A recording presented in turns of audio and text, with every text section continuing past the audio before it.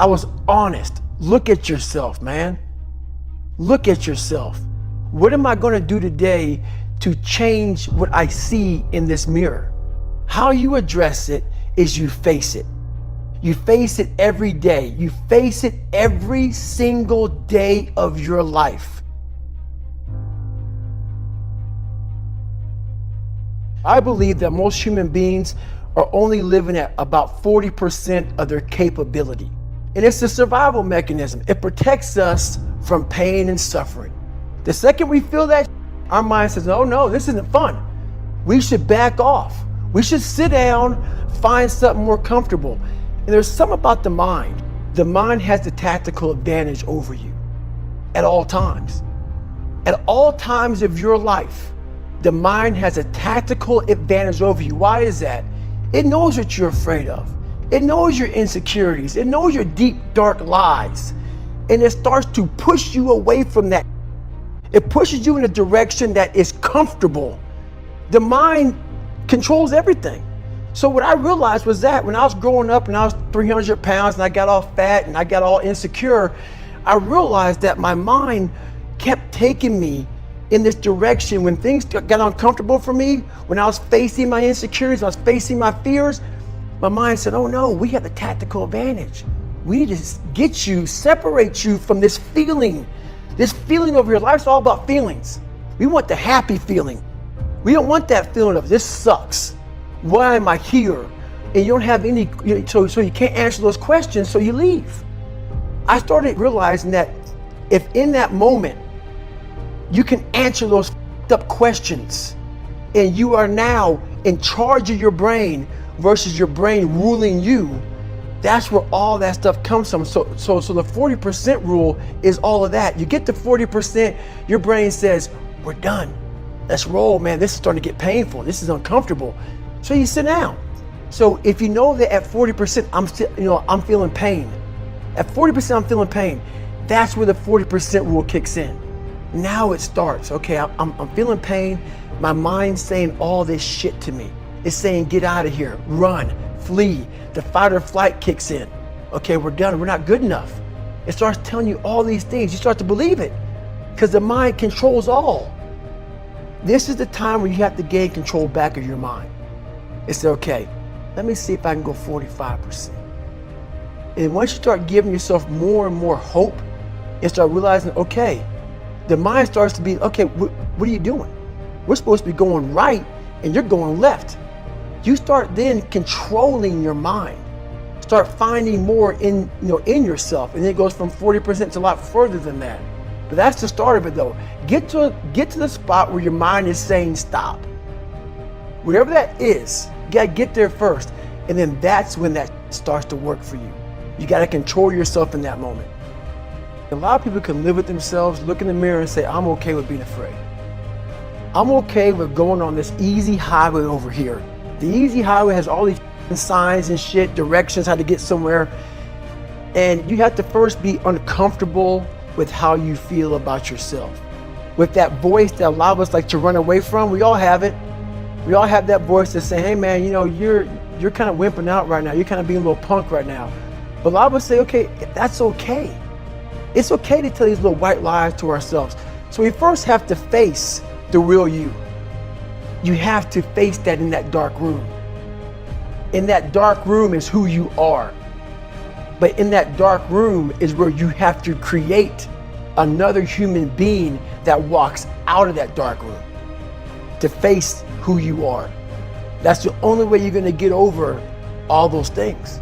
You have to create someone else.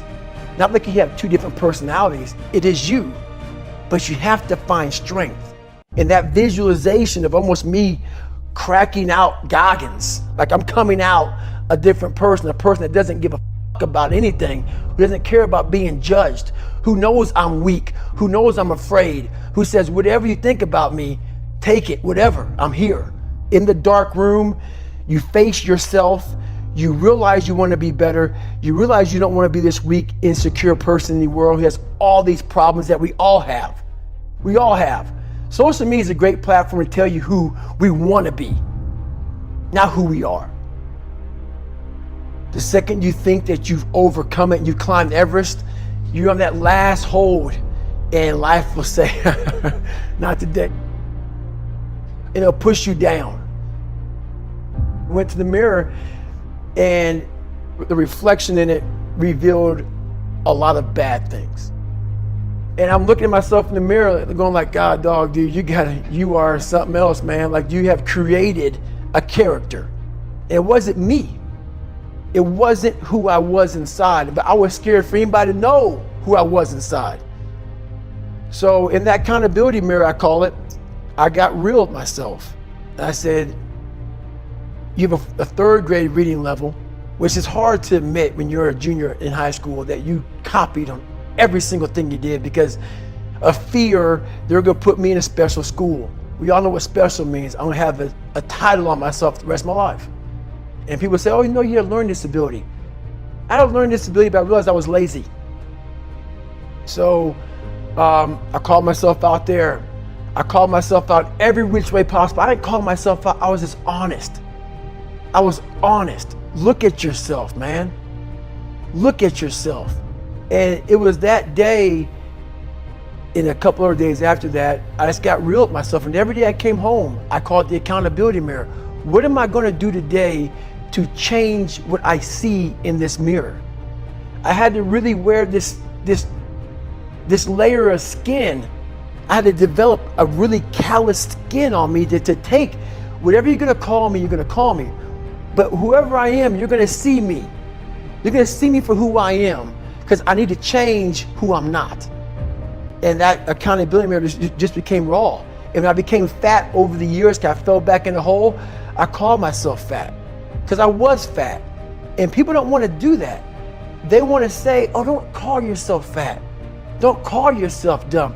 If you're not real and raw with who you are, nothing's gonna change. And in this nice new world that we live in, we want to hear, you're just a little big. No, man, you might be fat. And it's okay to hear that from yourself and from everybody else. So that's where it started at.